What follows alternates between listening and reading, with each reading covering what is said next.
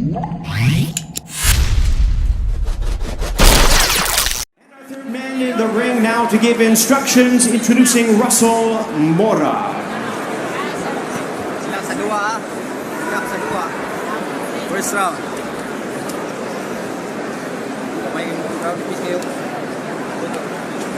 Gentlemen, we went over the rules in the dressing room.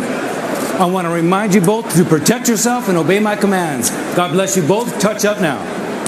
Emmanuel Navarrete won the world title on December 8th of 2018. He did so with a unanimous decision win against Isaac Dogboe, and he did it on a big stage. He was the co-feature for Vasily Lomachenko, Jose Pedraza, and he put forth pressure on Dogboe, and he really roughed him up late. He doesn't mind making a fight, a real hardened fight. He gets after it. This is a guy who had a rare 4-week turnaround for a world championship. He fought for a world title, fought defending a world title on August 17th, and then turned right around and fought also on a Tyson Fury undercard on September 14th. What is this, the 1950s over here with Navarrete? I love this guy, Lennox, with his attitude of wanting to be in there and simply fight. And he's a knockout puncher as well. He throws some great punches. I was watching his last couple fights. He moves well, good ring generalship, and a good fighter. Yeah, Navarrete likes to get you with volume. He'll put pressure on you with his feet, get in range, and let those shots go. And to Joe's point, yes, he's a throwback. Fighters don't fight like that anymore. They go to the gym for 8 to 10 and 12 weeks to get in shape. Navarrete fights to stay in shape, and there's a difference. Fighting to stay in shape. It's funny, there are world champions in this modern era of the sport. You see them fight once a year, often twice a year. Now, obviously, the money becomes huge at a world championship level where you can get away with that. Then there's the wear and tear, but this is a guy who just wants to ply his craft. And there's a place for that, Joe. You get to a certain point where the training camps are harder, they're longer, the fights are tougher. You don't need to be fighting 3 and 4 times a year, unless you've not taken punishment in those fights.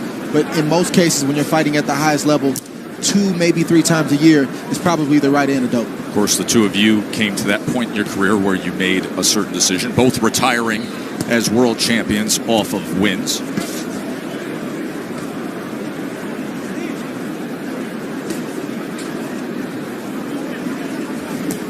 The rematch with Dogboe came in May of 2019, and he also roughed him up down the stretch of that fight to the point where he scored a TKO, did Navarrete, in the 12th round when he had the rematch against the man that he took the belt from.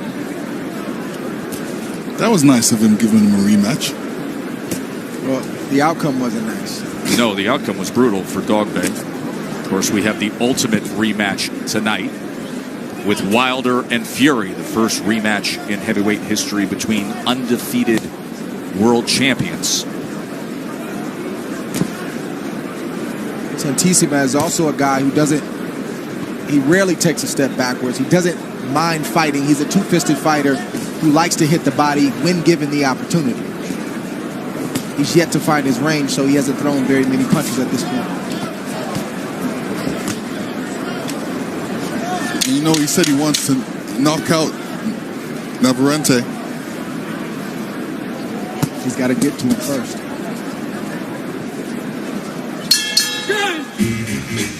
End of one, the title defense for Emmanuel Navarrete. Of course, Deontay Wilder is looking for the 11th defense of his title. Fury, he's resting. He says, no need to get excited too fast. I'm resting right now. You got to save those legs because you might need them. Tyson Fury has never seen a camera he doesn't like, always finding it, always smiling, always playing to it. Yesterday in the weigh-in, we had a comical moment when Deontay Wilder was on the same kind of couch in his locker room before they came out. And he was with his fiancée, and they were curled up, and he was resting with the sunglasses on. And Tyson Fury decided he would mock him and do the same thing with his 400-pound brother Shane, and cuddled into him. And then both guys realized they could see each other on the split screen on camera, and it went south from there, only to continue on stage and after the scale with the barbs that were thrown. I guess that was the alternative since they couldn't really see each other face to face or get as close as they normally would at a weigh-in. So I guess that was the alternative. Yeah, that was the decision made after Wednesday's news conference. Yeah, continual gamesmanship from both of them. That's something we're going to talk about as the evening goes on, the gamesmanship between Wilder and Fury. For now, round number 2 of this WBO 122-pound championship fight. Santissima in the darker trunks, the challenger from the Philippines. He threw 19 punches in that first round. Navarrete threw 62 and landed 18 of them.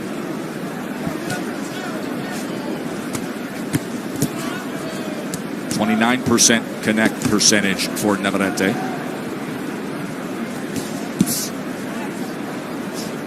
I think Navarrete is fighting the right game plan right now. Very patient. He's not allowing Santissima to get settled, because when he gets settled and he gets comfortable, like I said before, he'll allow both hands to fly. He'll hit to the body, he'll hit to the head. He's very, very aggressive, so you got to touch a guy like that. You have to give him subtle movements, and Navarrete is doing that right now. He's being very patient. There's Santissima as he was able to land that right hand, and Navarrete covered up, and he comes forward with a 3-punch combination, including that left uppercut.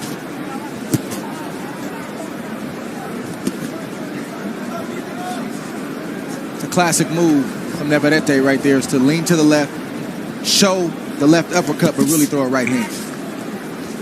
And Navarrete doesn't have to really go looking for Santissimo. Santissimo is coming after him. You know, he wants to get close. He wants to be able to throw punches and wants to be able to connect with those punches as well.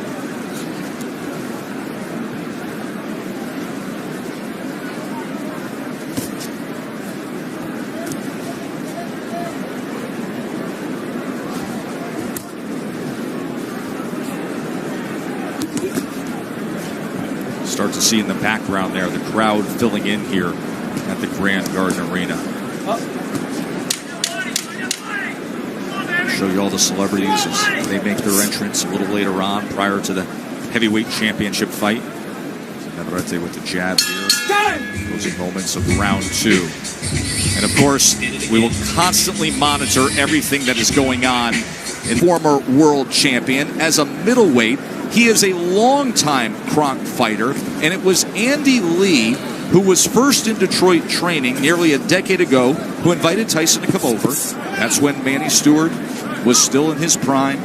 Prior to his illness, they spent time together with Sugar Hill Stewart, who now trains Tyson Fury. And when Tyson Fury was searching around saying, I'd like to possibly go in a new direction, it was his cousin Andy Lee, who was watching the Raps there, who said the perfect fit would be to reunite with Kronk, and that is what he did. So Sugar Hill Stewart and Andy Lee will be in the corner of Tyson tonight. Mark Breland, also a former Kronk fighter. Yeah, Mark Breland, by the way, a great fighter back in the day, both as an amateur and as a pro, and he has been a critical part of the success of Deontay Wilder, along with his longtime trainer from there in Tuscaloosa, Alabama, Jay Dees. That has been an unbreakable bond for years for Wilder. A body punch comes in from the champion Navarrete. Round number 3 here. Santissima felt that left hook to the body right there. He took a walk around the park to get a break, and Navarrete noticed it. Navarrete finding some confidence coming forward here in round number 3. Body punches, he's been able to land 14%. That left hand hit the mark moments ago. I like Navarrete right now. You know what he's doing. He's keeping the distance. He's being first. That means he's throwing the first punches. He's not waiting, and he's not in one standing position. He's moving around. He's being a little bit elusive. He's not being a standard target, and he's looking for his openings. We talked about Amir Imam earlier in the night, not giving different looks, doing the same thing over and over. And like you mentioned, Champ, Navarrete is giving so many different looks, and it's hard to get settled. It's hard to know what he's going to do. He shows you one thing, and he does another. You think he's throwing the left, he throws the right. The next thing you know, you're in a shootout with him, and then he's back on the outside using his reach. I love what he's doing. I don't think he gets enough credit for his nuance, for his skill, and for his boxing IQ. Yeah, and he's throwing these punches at distance. He's not going in real close to throw these uppercuts. He's throwing these uppercuts from far. And that's really a no-no in the boxing game when you're being taught, but it works for him, and he's perfected it. Yes, it is. Usually guys come back with a good right hand after a guy throws an uppercut, but it's not easy to hit Navarrete with a right hand.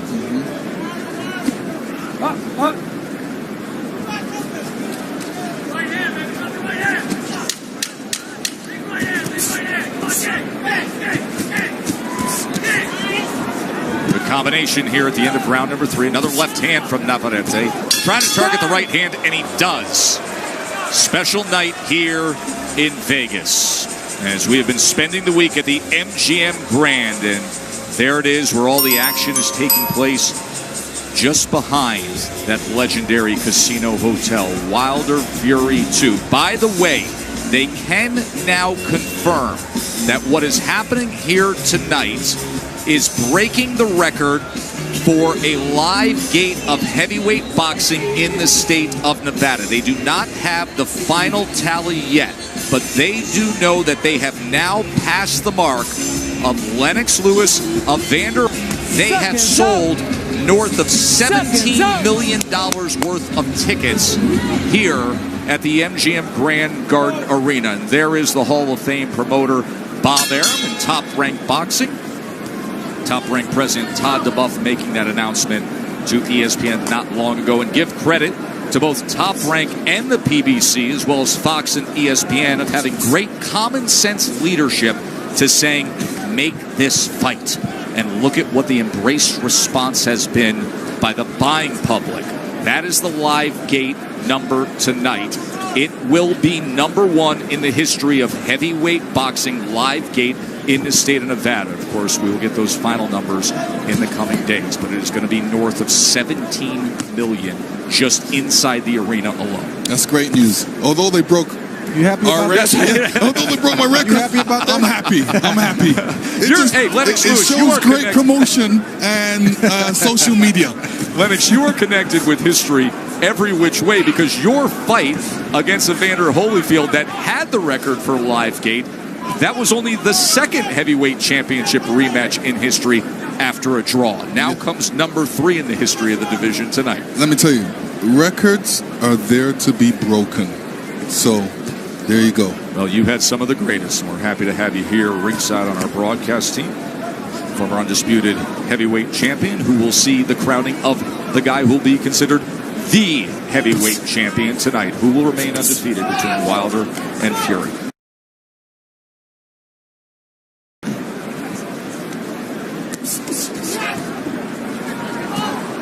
And this is the moment where the commission signs off on the most powerful weapon in sports, the right hand of Deontay Wilder. So the wrap has been approved. Wilder is now ready to be gloved up.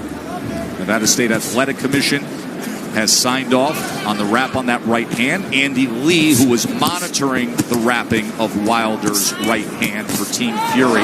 No objection, and look at Santissimo as he comes forward here in round 4 against the world champion Navarrete, who is ready to respond. So it's like I said, now you're in a shootout all of a sudden. So you see Navarrete boxing and using his skill, and all of a sudden you're in a shootout. It's hard to get mentally settled when you're facing Navarrete. Stop. Okay? It's kind of like a half punch, half push, as he was coming forward that time, and it gets Navarrete's attention at least. What you see is one guy in Santissimo who does one thing well. If he's in place and he has you right there, he throws good shots with both hands. And then you see Navarrete, who does multiple things good. I'm going to take the guy who has more tricks up his sleeve and more tools in the toolbox. Santissimo willing to dip and go to the body, but what does he do? He eats more return fire from Navarrete. And Navarrete is showing these nuances in his skill because he stays busy, Joe. He's an active fighter, so you have no choice but to get better when you're active. Threw over 85 punches in this round alone, did the champion Navarrete. Our first world championship fight tonight. Joe Tessitore, Andre Ward, Lennox Lewis with you ringside. We will take it all the way through the evening to Wilder and Fury. Max Kellerman and Brian Kenny up top with Sean Porter and Tim Bradley. The former welterweight champions, Bernardo Asuno, our ringside reporter, and thrilled to have Kate Abdo and Mark Kriegel providing commentary. And our unofficial scorer ringside is Larry Hazard Sr., who has this 39-37 in favor of the champion Navarrete.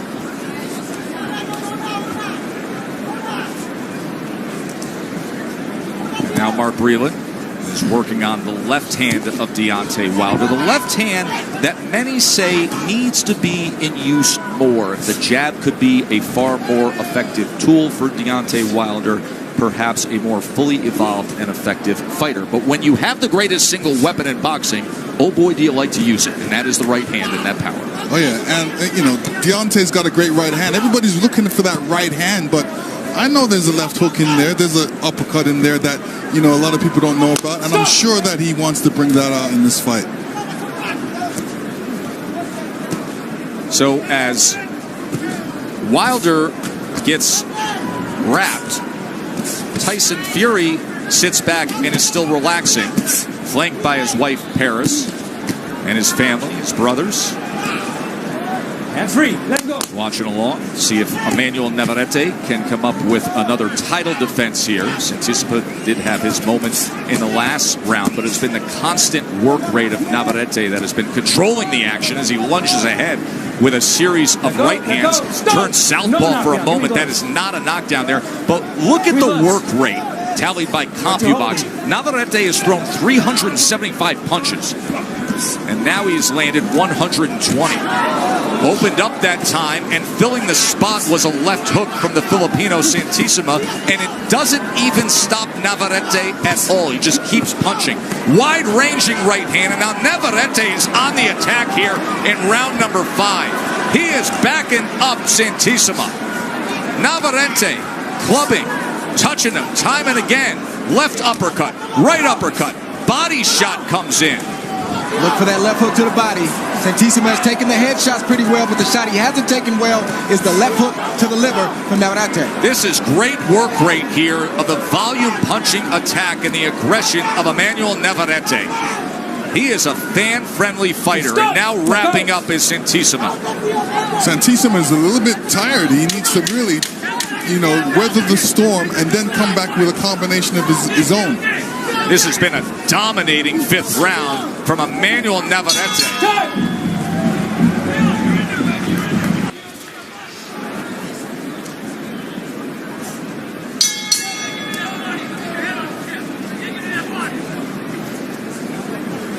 So after that big round, let's see what Navarrete offers up here. Round number 6 of our world title fight.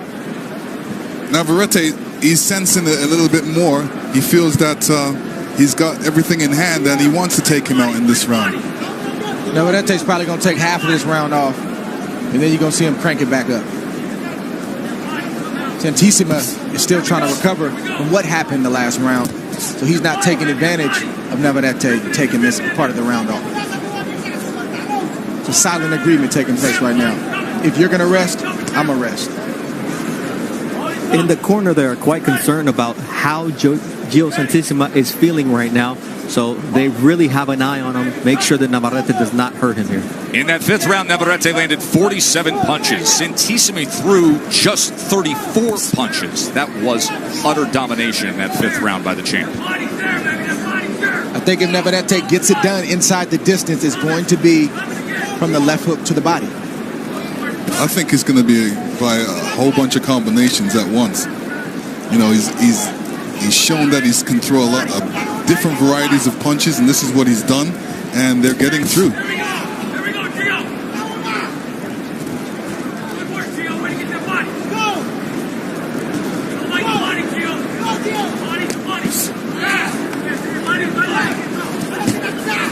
It's a right hand from Navarrete, trying to get over the top there.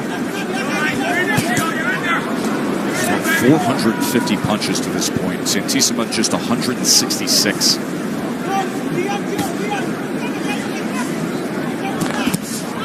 Comes to the inside. Santissima tried to time something, and now Santissima goes to the body, and there's a left hook upstairs from Navarrete.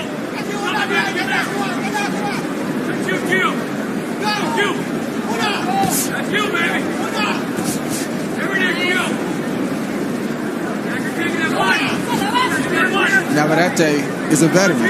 He fights when he wants to fight, and he rests when he wants to rest. But he's even learned how to rest and take a round off and still win that round with throwing minimal punches and taking minimal punishment. Just like he's doing in this round, doing the same thing. He was definitely winded in the last round. And it is all starting with the left hand, with the jab.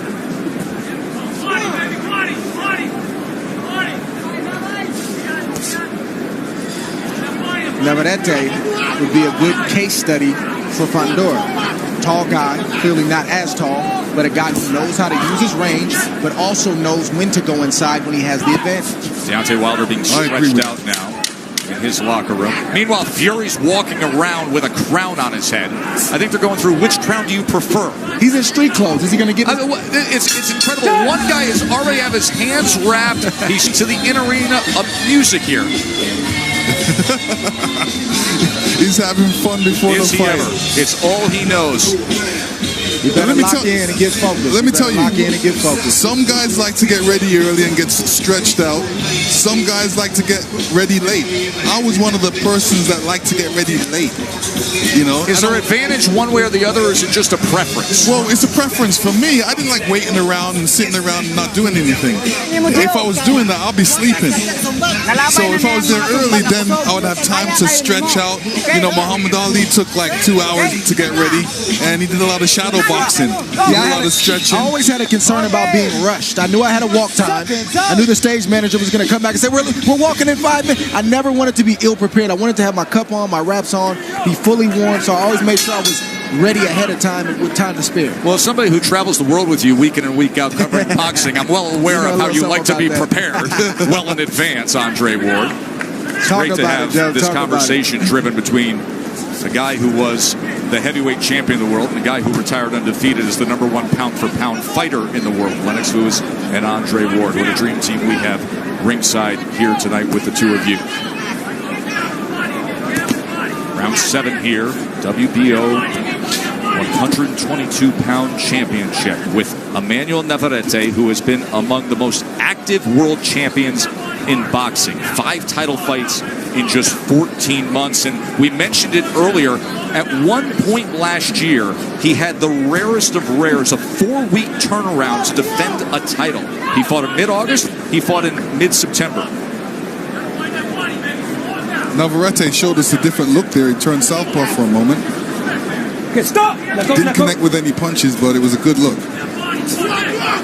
Overall, he's out-connected Santissima 164-42, including 124 power punches. The best work coming in round number 5 when he had 47 connects.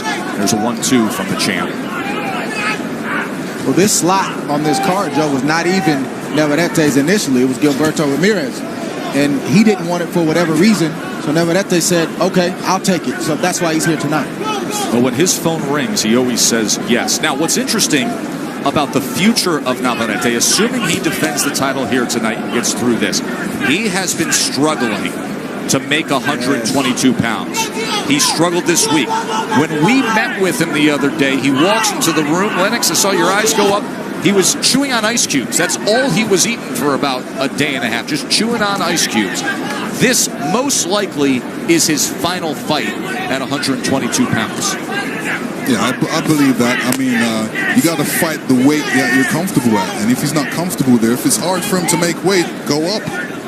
I feel like we've said that the last 3 or 4 fights, Joe, and then he comes out here and puts on a great performance, and then he stretches it one more.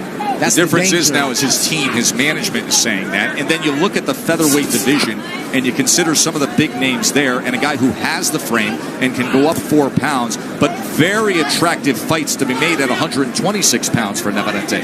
There's no easy work at 126 for Navarrete, but great matchups, like you said. Carl Frampton there. Josh Warrington, of course, Shakur Stevenson, who Andre Ward, you co-manage. Gary Russell, outstanding fighters as you go to 126 and 130 pounds. Also a sharp dresser. Is he ever? Coming to the end of round number 7, and that affords us the opportunity to go up to Brian Kenny and the guys. Kellerman shut out for the entire between rounds. Joe! and I find that greatly disappointing, so I'd love to hear what Max has to say. Max, what say you? Deontay Wilder's the puncher. Rocky Marciano used to fall asleep in the locker room before fights, take a nap. Deontay's not thinking about anything but the job at hand. He's actually relaxed and focused. And Tyson Fury has that Ali personality. He's an extrovert. He's a showman. He's enjoying himself. These guys are authentic characters. This is who they are.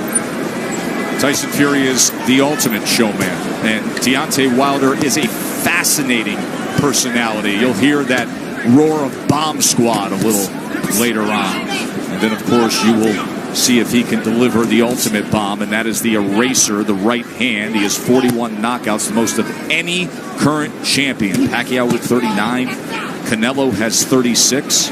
Here we are in round number 8. Larry Hazard Sr. has it 59-55 in favor of Emmanuel Navarrete, looking for another title defense. He has been dominating the action so far, with the exception of round number 4, when we saw Santissima land that left hook to the neck and the side of the head of Navarrete. Not to take away from this fight, Joe, but the more that this arena starts to fill up, you start to feel the suspense and the anticipation of the main event. It's tangible.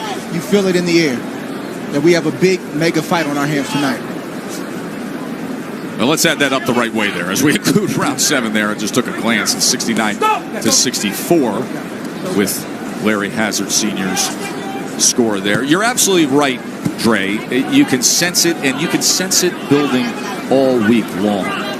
And we will still have the heavyweight title eliminator, and then there's going to be a very special ceremony tonight prior to the main event to celebrate the great legacy of all-time legendary heavyweight champions who are joining us here live ringside. Of course, we have one as our broadcast partner, Lennox Lewis and Andre Ward ringside with us here. I think Navarrete needs to get back to hitting the body of Santissima. That's when he's had his best success, or at least visibly. He's hurt Santissima with headshots, but the left hooks to the body are that's what's jumped out at me the most, and I think he needs to get back there to try to get this stoppage win tonight. Well, he also has to watch out for Santissima. Yeah. Left hook, especially when he comes in close, because that's the first punch he's throwing.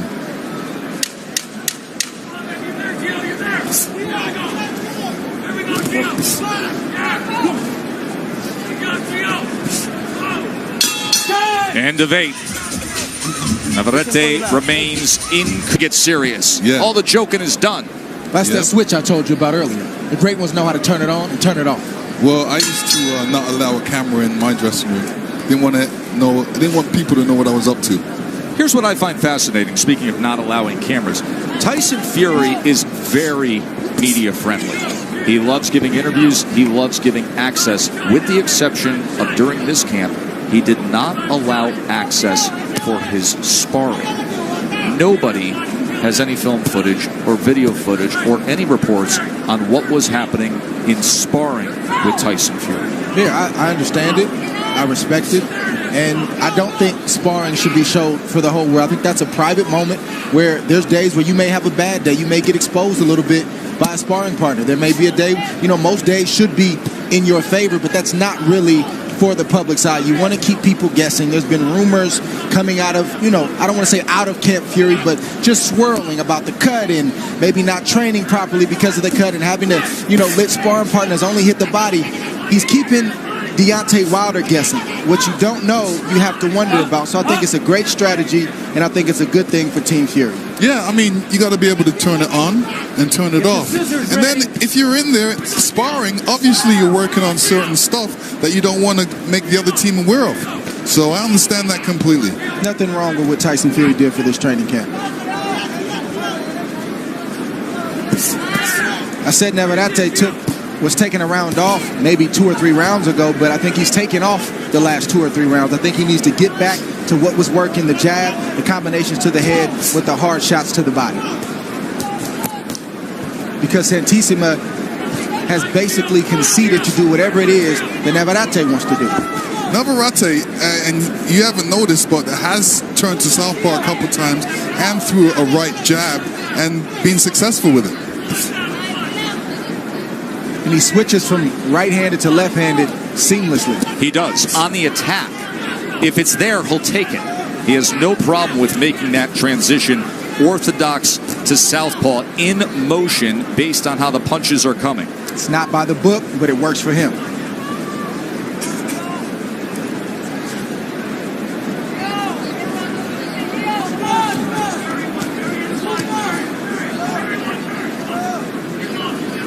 Santissima's, is receiving these shots. He's blocking them, but he's not answering. He's not coming back with his own shots, which he should. He's waiting for that perfect time to throw that perfect punch. Sometimes it's not there.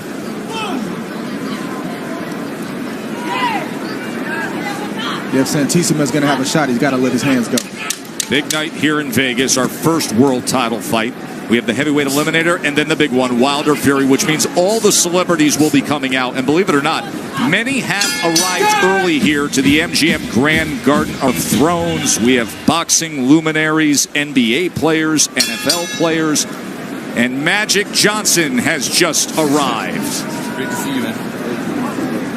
There is something about these two undefeated heavyweights, something about this mega promotion that really brings us back to the last, most recent golden era of the big Vegas heavyweight fights of Lennox and Iron Mike and Holyfield and Bo. There is Wilder now, continuing to stretch out, eyes closed. He has been so focused since the moment he made his walk-in, worked his way through the crowd, got to the locker room, was wrapped up early, and he has continued on for the better part of the last 15 to 20 minutes with his stretching routine.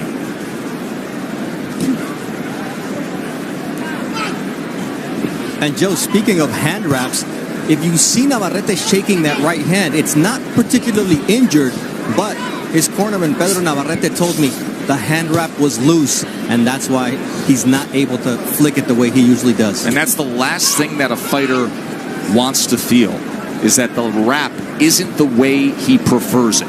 Yeah, I've never heard of a wrap being too loose. I've certainly heard of a wrap being too tight. Yes. This is the first for me. Yeah, I mean, if the wrap's too tight, then as the fight goes on, it loosens up. And if a wrap's too loose, I guess as the fight goes on, it loosens up. What does that do in terms of just your overall feel, your overall comfort as a fighter, when you say to yourself, this isn't the way it's supposed to be? Something's off with the way this wrap is. And now you see him going southpaw. So the right hand is now his lead jab hand. As he turns southpaw, goes back to orthodox, of course, and gets a combination. But he has been switching stances a bit here. Yeah, and now a combination on the inside. And you can see the tape is actually loose on Santissimo. Some good work here in round number 10 by Navarrete. He needs to finish to the body.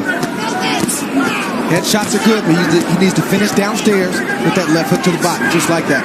Look at this attack by Navarrete, and every so often Santissimo is trying to place a punch between punches, but it has been a tidal wave of offense here in round number 10 all of a sudden from Navarrete. And I say that because Santissimo can take a good headshot. Sometimes guys can take it to the head all night long, but sometimes they can't take it to the body. The only shot that Santissimo reacts from is the left hook to the liver.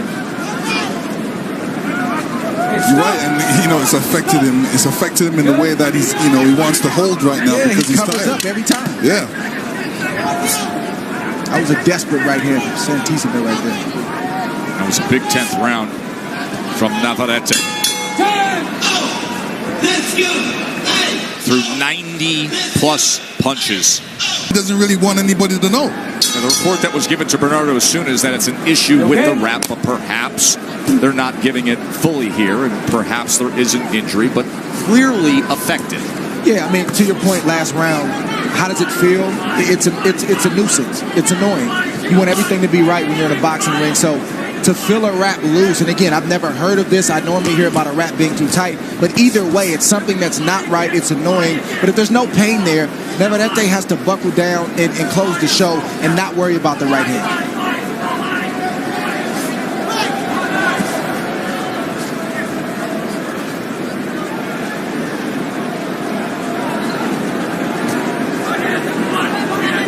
Unless that wrap is so loose where it's not protecting his hand anymore, he needs to lock in, like I said, and find a way around it. Good body shot right there from Santissimo. There have been times where Santissimo has found just enough of a crevice between punches, and now he tries to come over the top with the right hand, just missed there. That was blocked away from Navarrete. Santissimo willing here in round number 11. And look at Navarrete now with his elbow up on the top rope before he comes out at the Filipino challenger. That left hook a few seconds ago hurt Santissimo. Yeah, he's still squinting from it. And Navarrete sees Santissimo affected. You can tell. Yeah. And there's a headshot. Santissimo, he is compromised here in round number 11. Navarrete on the charge, trying to place a short uppercut on the inside. Combination punching upstairs. Uppercut, body shot came in with a left hand. Runs to him to close the gap. Can he close the show here in style?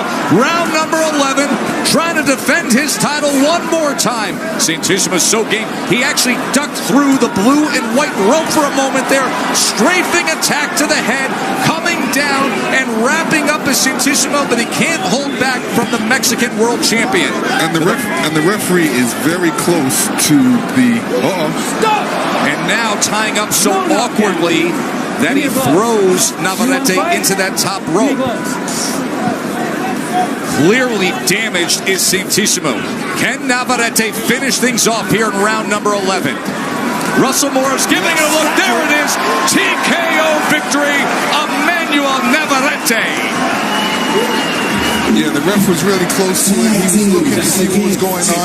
And I knew he was going to step in and stop the fight right there.